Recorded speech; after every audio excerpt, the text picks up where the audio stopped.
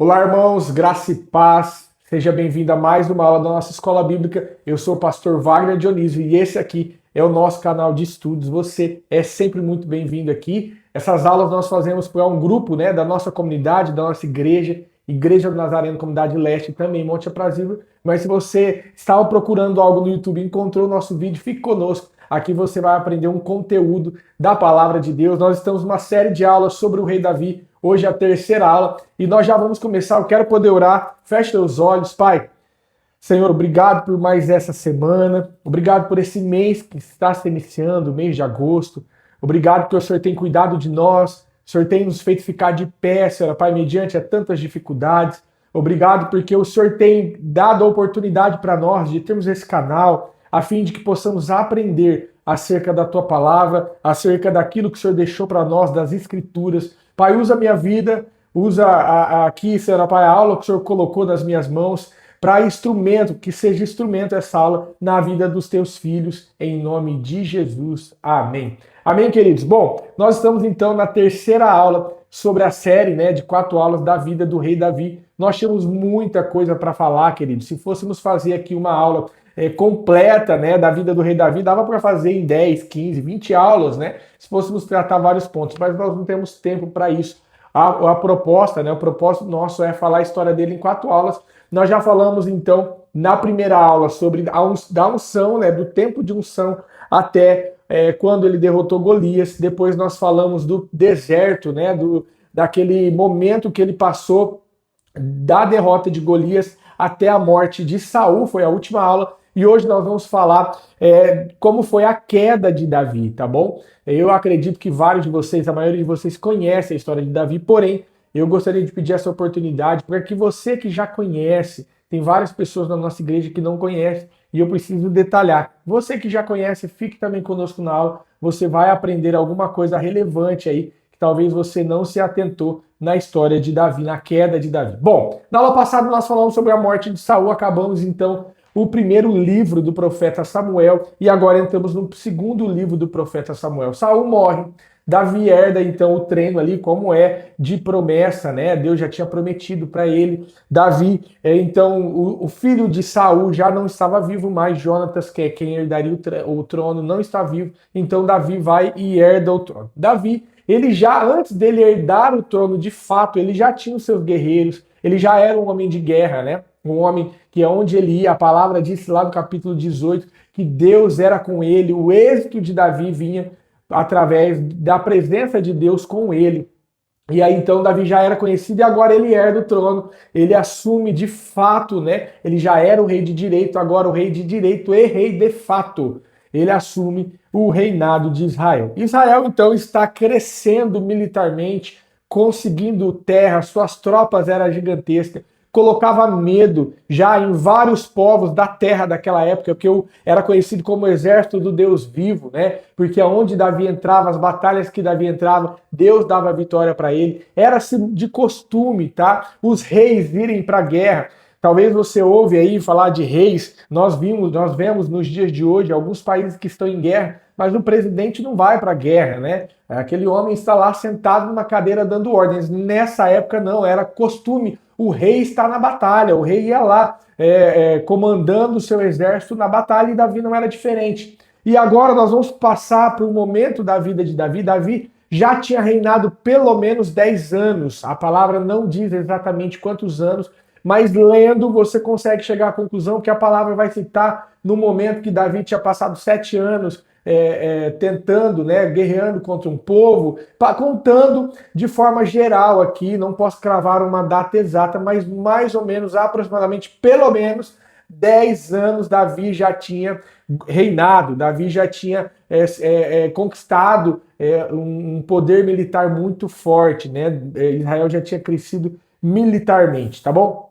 Ele já não era mais aquele jovem que derrotou Golias, ele já era agora um rei experiente nas batalhas, experiente ali em governar, em controlar o seu povo. E aí vai acontecer isso que nós vamos ler agora no capítulo de número 11 do segundo livro de Samuel, que é a queda de Davi. Olha só o que diz no versículo 1, se você tiver com a sua Bíblia, leia comigo.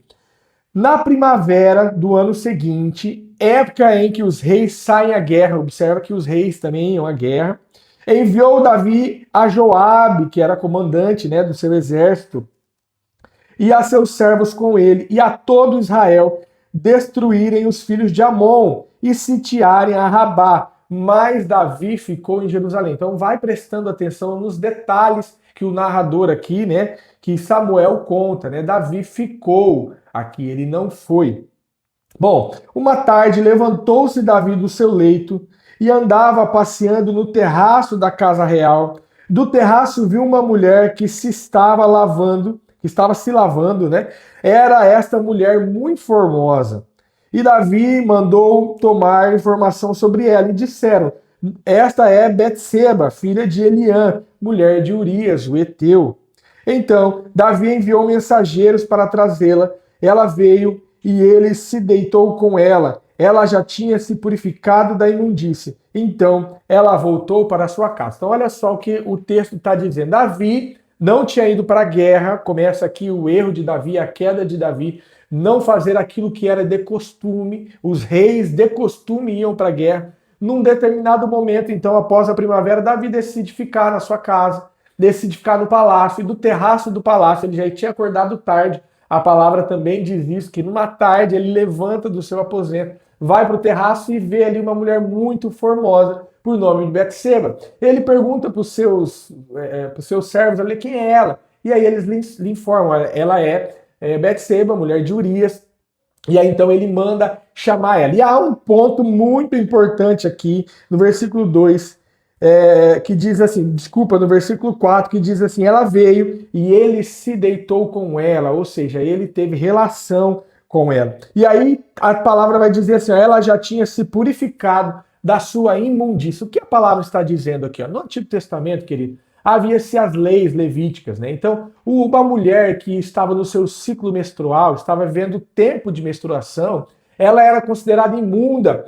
O judeu, né, o povo de Deus, o israelita, ele não tocava em ninguém que estava sangrando. Isso era por uma série de cuidados de Deus, né? Quando o povo estava lá no Egito, o povo não tinha cuidados básicos, não tinha saneamento básico. O povo estava no deserto, né? O povo saiu do Egito, foi para o deserto, 40 anos no deserto. Deus instituiu a lei no deserto. Então, por um cuidado de Deus, Deus dá várias leis para que eles se cuidassem. Então não se podia tocar em morto, não se podia comer carne de porco, né? Não se podia tocar em alguém que estava com sangue no momento de fluxo de sangue. Então a mulher, no momento de menstruação, ela era considerada imunda. E um homem, o judeu, o israelita, o povo de Deus, não podia ter relação com uma mulher no período menstrual. Era um cuidado de Deus. Naquela época não existiam os cuidados que tem hoje, né? Naquela época não havia prevenção, não havia proteção. Então era a forma de Deus cuidar do homem e da mulher. Um homem que tivesse relação com uma mulher no período menstrual era muito fácil dele pegar qualquer doença, afinal não havia proteção. Você entende o que eu estou dizendo? Então Deus foi criando uma série de leis a fim de cuidar do seu povo. Tá?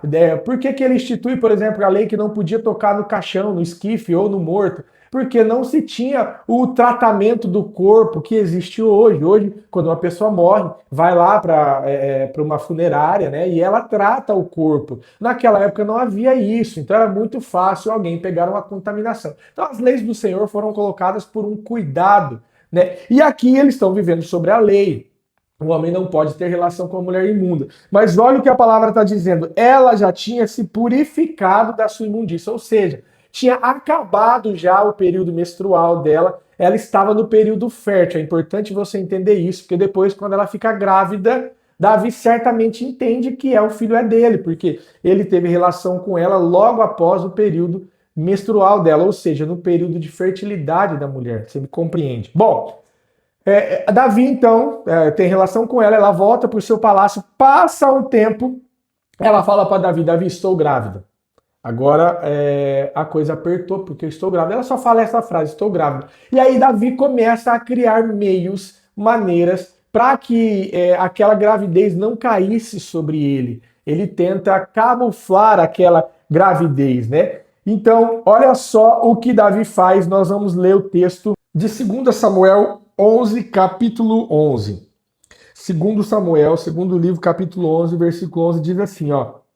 Eu vou explicar para você o que está acontecendo aqui, tá? Respondeu Urias a Davi: a arca e Israel e Judá estão em tendas, e Joabe, meu senhor, o servo do meu senhor, estão acampados no relento. Como poderia eu entrar na minha casa para comer e beber e para me deitar com minha esposa? Tão certo como tu vives, não farei tal coisa. Olha só o que aconteceu. Eu quis só ler esse relato aqui para entrar no detalhe. Olha só o que aconteceu. Davi então ficou sabendo que Betseba estava grávida, mulher de Urias, né, um dos seus guerreiros. Urias guerreava com o exército de Israel, era alguém que era próximo de Davi, porque Davi fazia parte ali do exército também, né? Davi manda chamar Urias na guerra. Urias estava guerreando, então ele vai e manda chamar Urias. Olha, traga Urias para que passe um tempo na sua casa. Traga Urias para que fique um tempo com a sua esposa. Traga Urias para que fique. Qual que era a ideia de Davi? A ideia de Davi é: eu trago Urias para cá, ele vai passar um período com a sua esposa, consequentemente, ele terá relação com a sua esposa, vai coincidir com o tempo da gravidez e ele vai entender que o filho é dele. Então, Davi queria encobrir ali o seu erro, fazendo com que Urias deitasse com a Betseba para que engravidar, ou para que imaginasse que ele engravidou Betseba. Porém, Urias não vai. Olha só o que diz. Depois disse a Davi a Urias: desce a tua casa, lava os teus pés. E saindo Urias da casa real, logo recebeu um presente da mesa do rei. Mas Urias se deitou à porta da casa real, como todos os servos do seu senhor, e não desceu à sua casa. Então fizeram saber Davi, dizendo: Urias não desceu à sua casa. Então perguntou Davi a Urias: não vem tu de uma jornada? Por que não desceste à tua casa? E aí ele responde no versículo 11 que nós lemos. Ele falou: olha, rei, o povo está em guerra.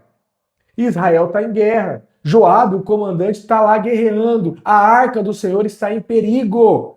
Como posso eu vir à minha casa, ficar aqui com a minha esposa? Não. E aí ele deitou ali na escadaria do palácio. Ele ficou na escada e se recusou a ir para sua casa. Né? Ele foi leal ao seu povo, leal ao seu comandante Joabe e leal a Davi. Então olha o que Davi faz. Então disse Davi a Urias, versículo 12: fica ainda hoje aqui e amanhã te despedirei. Assim Urias ficou em Jerusalém aquele dia e o seguinte: Davi o convidou, comeu e bebeu diante dele e o embebedou. Mais à tarde, Urias saiu a deitar-se na sua cama com o servo do seu senhor, e não desceu à sua casa. Olha a outra estratégia de Davi, como se não bastasse trazer Urias para tentar encobrir a gravidez. Davi, então, vendo que ele não queria deitar à sua casa, Davi teve uma ideia, uma brilhante ideia, né? A ideia de quem quer sempre cobrir os seus erros. Davi decide, então, fazer uma festa, um banquete. E a palavra é muito clara, ele diz que Davi embebedou Urias, né? Para que Urias fosse lá e tivesse, então, relação com a sua esposa, ou então imaginasse que teve, porque ele estaria bêbado. Porém, Urias nem sequer desce na sua casa. Davi vê que não tem jeito, Davi não consegue fazer daquela maneira. Davi, então, manda Joabe, manda Urias voltar para a guerra. Mas olha só o que Davi faz. Queridos, eu estou fazendo questão de detalhar esse ponto para você ver que um homem chamado pelo Senhor, lá em Atos, o Senhor vai dizer assim: olha, eu achei Davi, o homem segundo o meu coração. Um homem que é chamado segundo o coração de Deus tem capacidade de fazer tamanha barbaridade. Olha só o que ele diz. Pela manhã, Davi escreveu uma carta a Joabe e mandou pelas mãos de Urias. Escreveu na carta: põe de Urias na frente da maior força da peleja, então retirai-vos de trás dele para que seja ferido e morra. Olha só, Davi, a capacidade, né? A degradação que Davi estava vivendo por conta do pecado. O pecado ele vai amortizando, ele vai cegando, ele vai criando laços e amarras, é isso que ele faz com as pessoas, né? E aí então Davi escreve uma carta e diz assim: Joabe, meu comandante de guerra, essa é a instrução para você. Você vai colocar Urias na frente da batalha. E olha só a petulância de Davi, né? Ele pega essa carta e dá para Urias levar a carta.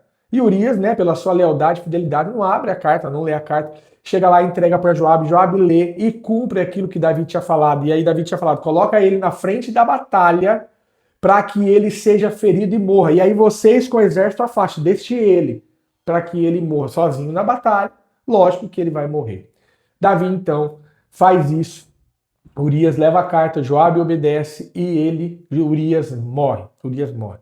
E aí Davi, depois disso, ele toma Betseba como sua esposa. Né? Ele estava livre, Betseba estava livre para poder casar com outra pessoa. Então o rei Davi vai e toma ela como sua esposa, e dando ali então a impressão que eles tiveram relação e teve o filho depois da morte de Urias, encobrindo o seu erro, encobrindo a sua transgressão. Querido, olha que grave isso, né? Algumas coisas eu anotei aqui para falar com você. Esse encobrimento, né, transformou um adultério em homicídio. Observa como o pecado faz.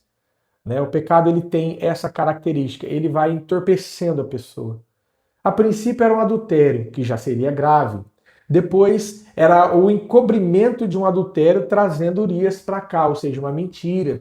Depois de uma mentira e de um encobrimento, de uma gravidez, de um adultério, acaba caindo num homicídio. Olha como ele vai, né? Para cobrir o pecado, ele vai cometendo um erro atrás do outro, caindo então nessa gravidade de um homicídio que foi matar Urias, né?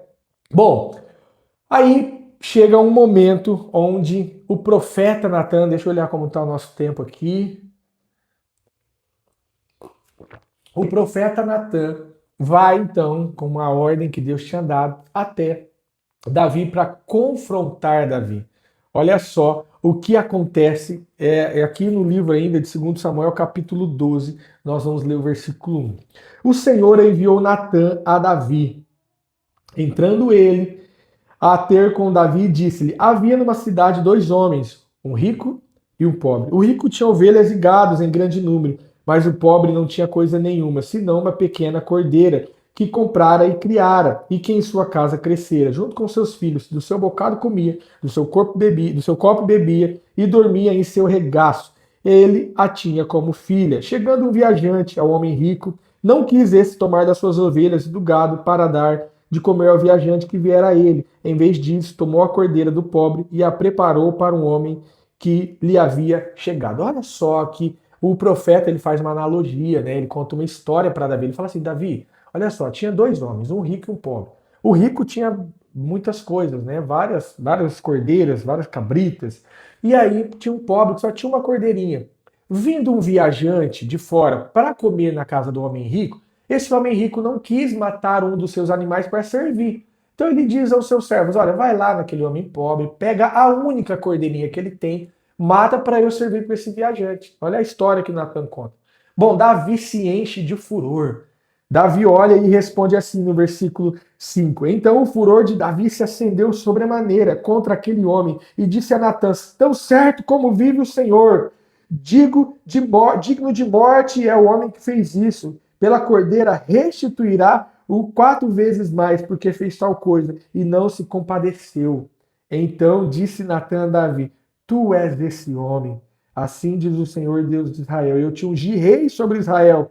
Eu te livrei das mãos de Saul. Dei-te a casa do teu senhor e as mulheres do teu senhor em teus braços. Também te dei a casa de Israel e de Judá. E se isso fosse pouco, Davi, eu ainda te acrescentaria muito mais. Por que desprezaste a minha palavra, fazendo mal diante dos seus olhos? A Urias, o Heteu, mataste a espada, e a sua mulher tomaste por tua mulher, e a ele mataste com a espada dos teus filhos de Amon. Agora, portanto, a espada jamais se apartará da tua casa, porque me desprezaste e tomaste a mulher de Urias, o Heteu, para a tua mulher. Olha só o que o profeta fala, né? O profeta, em nome de Deus, fala: Davi, cara, você tinha todas as mulheres à tua disposição, você tem um harém aqui. O Senhor te deu as mulheres que era de Saul, porque o rei tinha várias mulheres, ele tinha um harém de mulheres.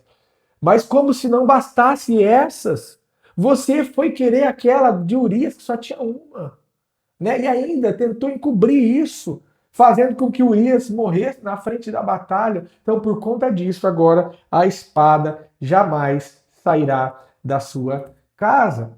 Olha só, né? Davi não segurou a espada que matou Urias, mas Deus não permitiu que ele transferisse a culpa para Joabe e os moabitas. A transgressão de Davi não ficou encoberta, por mais que ele achou que ele estava encobrindo tudo aquilo, a transgressão não ficou encoberta perante Deus. Mas há algo lindo que acontece aqui, querido. Há algo que é isso que impacta o coração de Deus. Primeiro que assim, ó, Deus, ele continua chamando, depois desse episódio, ele continua chamando Davi de servo, ele continua chamando Davi de homem segundo o coração dele. Olha como nós temos um Deus gracioso. E eu acho lindo a Bíblia, porque ela não esconde os detalhes e as quedas mais cruéis, né? As piores quedas do homem. Não, porque o papel da Bíblia não é exaltar o homem, mas é exaltar a santidade, a graça e a misericórdia de Deus. E não é diferente aqui na vida de Davi. E outra, a história de Davi aponta que mesmo os reis que eram homens, né, de Deus, a maioria deles, ou boa parte deles, homens de Deus, erravam. Mesmo os reis precisavam de um Salvador. Olha que essa história de Davi já aponta para Jesus, né? Olha, até alguém que é conhecido como homem segundo o coração de Deus precisa de um Salvador. Até um homem que Deus era com ele a ponto de fazer todos os êxitos da vida dele, até esse homem precisa de alguém que o salve. Olha como aqui já apontava para Davi, né? E aí nós vemos que algumas coisas acontecem agora. Olha isso, olha. Depois Natã, versículo 15. Depois que Natã foi para sua casa, o Senhor feriu a criança que a mulher de Urias dera a Davi, e ela caiu gravemente enferma. Buscou Davi a Deus pela criança, jejuou, recolhendo-se, passava a noite toda prostrada em terra. Os anciões da sua casa foram ter com ele para levantar da terra, e ele não quis e não comeu com eles. Ao 7º dia, a criança morreu. Temiam os servos de Davi dizer-lhe que a criança era morta, porque pensavam, estando a criança ainda viva, lhe falávamos, porém ele não dava ouvidos à nossa voz. Como lhe diremos que a criança é morta? Então poderá cometer um desatino. Viu Davi que os seus servos falavam baixo e entendeu que a criança era morta. Perguntou aos seus servos, é morta a criança? E ele respondeu, é morta. Então Davi se levantou da terra, depois de ter se lavado e ungido e mudado as vestes, entrou na casa do Senhor, adorou. Então foi para sua casa e a pedido lhe serviram pão e ele comeu. Queridos, olha só, observa que quando Davi é confrontado, ele não acha um culpado. Quando Davi é confrontado, ele não dá desculpa. Quando Davi reconhece o seu erro, quando o Senhor escancara para Davi aquilo que Davi fez, porque Davi cometeu tudo isso num ato de loucura, num ato de pecado mesmo, num ato de né, o pecado foi adormecendo Davi, foi lá amarrando Davi, laçando Davi. Mas quando o Senhor chega através do homem de Deus e confronta Davi, Davi não tenta procurar aqui culpados. Davi não tenta falar, foi Betseba que me seduziu. Ou olha, não foi eu que matei, não, foi os amonitas que matou Urias, não tive culpa. Não, não, não, não. Ele sabe que a culpa é dele e é isso que agrada ao Senhor. Eu não estou aqui para pregar, eu quero me esforçar para não fazer isso, mas o que agrada ao Senhor é um coração quebrantado, um coração que reconhece as suas falhas, um coração que diante da repreensão do Senhor se encurva. Tem um texto bíblico que eu gosto demais, que me chama a atenção, que o Senhor fala assim, olha, vocês são um povo de dura cerviz. O que é isso? É um povo que não se dobra, um povo que sabe que está errado, mas não se dobra. E eu e você não podemos ser assim, queridos. Toda vez que formos confrontados com a palavra, devemos reconhecer os nossos erros e buscar mudança, buscar salvação. E o Senhor tem essa graça e essa misericórdia para você. Já estou pregando, não queria fazer isso. Vamos continuar a aula aqui. Então, sempre que você... É isso que me chama a atenção da história de Davi. A Bíblia não esconde nada dele, mas sempre que confrontado, sempre que a verdade sobre ele era descortinada sobre os olhos dele, ele reconhecia o que ele fez. E aí, para a gente finalizar, o Salmo de Davi, né? Para a gente ir para o final aqui já, o Salmo de número 51, versículo 1, né? A graça restaurou Davi e escreveu um novo capítulo. Versículo 51, ele diz assim, compadece-te de mim, ó Deus, segundo a tua benignidade e segundo a multidão das tuas misericórdias, apaga as minhas transgressões. Depois no versículo 10 ele vai dizer, cria em mim, ó Deus, um coração puro e renova dentro de mim um espírito inabalável. Ele não pediu apenas que Deus retirasse a consequência, mas ele pediu para Deus transformar o meu interior. Olha a diferença. Olha aqui o que Davi fez. Ele não falou só, Senhor, olha, apaga a consequência. Não, ele falou, muda o meu interior, Senhor. Se for o caso, tira de mim trono. Ele chega a dizer isso, só não retira a tua presença. Se for o caso, pega tudo que eu tenho, só não tira de mim a tua presença, né? No versículo 17 do Salmo 51 vai dizer assim, sacrifício agradável a Deus são o espírito quebrantado, coração compungido e contrito. Não desprezará, ó Deus, né? Como Deus demonstrou a sua graça a Davi, primeiro, Deus enviou Natã, conduziu Davi ao arrependimento, segundo, declarou perdão, porque no versículo, no capítulo 12, ele diz assim, o Senhor te perdoou o teu pecado, né? Então o Senhor já tinha perdoado e depois ele não anulou a aliança que fez com Davi, né? Então olha só o que o Senhor fez com Davi. A história está exposta aí, você já viu. Olha só o que o Senhor faz. O Senhor não olha para Davi e fala, Davi, agora eu vou quebrar minha aliança com você. Porque Deus tinha aliança com Davi. Pelo contrário, Deus continua fiel na sua aliança.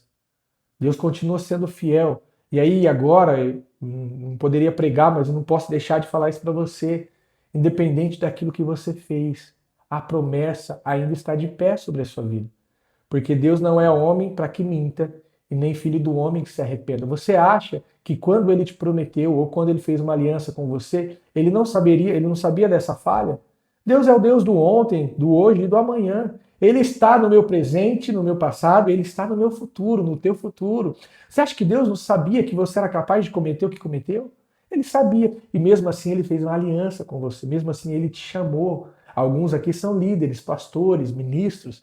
Talvez em algum momento, por conta de alguma falha, você recaiu, você decidiu parar, e aí o Senhor está falando agora, você acha que eu não sabia que você ia fazer isso? Você acha que o Senhor, quando fez aquela aliança com Davi, fala para Samuel, vai lá Samuel, na casa de Jessé e unge Davi, você acha que Deus não sabia de tudo isso que aconteceu? Deus já sabia, mas Deus ainda continua olhando para Davi como homem segundo o coração dele, por conta realmente do coração que Davi tinha, de quebrantar, de se arrepender, de entender que ele estava errado. E aí então, a espada não se afastou da casa de Davi, porque uma coisa é Deus estender sobre nós a sua graça, a sua misericórdia e o seu perdão. O perdão é uma coisa, a consequência é outra. Davi precisou viver com as consequências dessa decisão, dessa atitude. Nós vamos ver isso depois na próxima aula, porque nós não temos mais tempo. Deixa eu olhar o nosso tempo. Nós não temos mais tempo, mas enfim, Davi viveu muitos anos com peso, perdoado pelo Senhor, né? Creio que Davi foi morar no céu com o Senhor.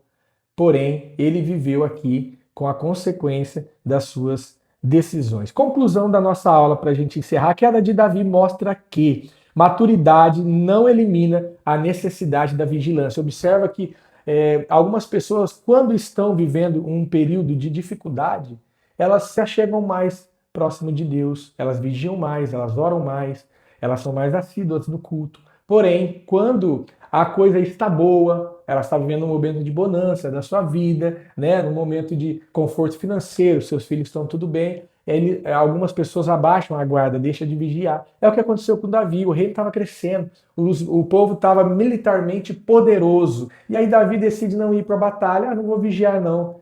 E aí acontece o que aconteceu. Então, maturidade não elimina a necessidade de vigiarmos. A autoridade sem temor de Deus pode se transformar em abuso. Olha só, ele tinha autoridade, mas durante um momento, uma falha, durante um desvio, sem temor de Deus, ele usa aquela autoridade em abuso, a ponto de falar, manda trazer Urias. Não, leva Urias de volta, põe ele na frente da batalha. Ele abusou da autoridade que ele tinha. Outra coisa, o pecado escondido cresce.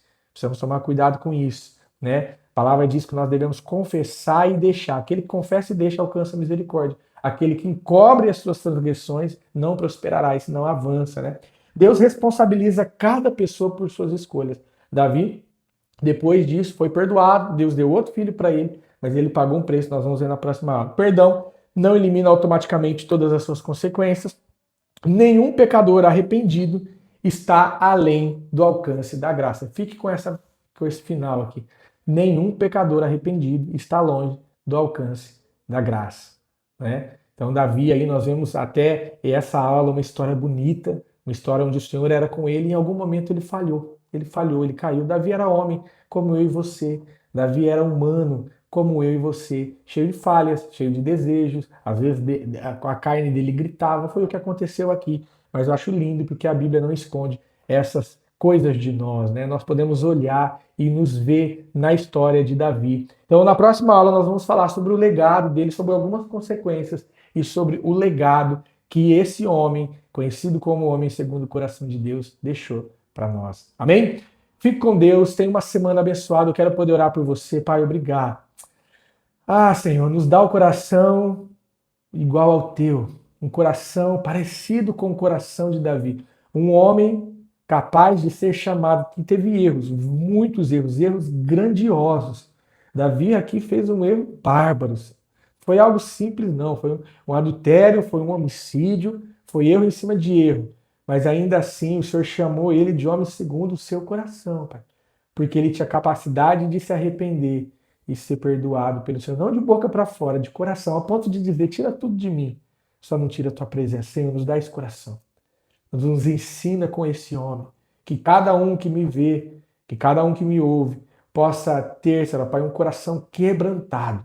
Um coração disposto a se arrepender. Quando confrontado ao Senhor, que nós possamos de pronto se arrepender. Em nome de Jesus. Pai, nos dê um mês abençoado. Que agosto seja um mês tremendo para nós, para nossa casa, para nossa vida, em nome de Jesus. Amém. Amém, queridos? Fique com Deus. Deus abençoe a sua vida.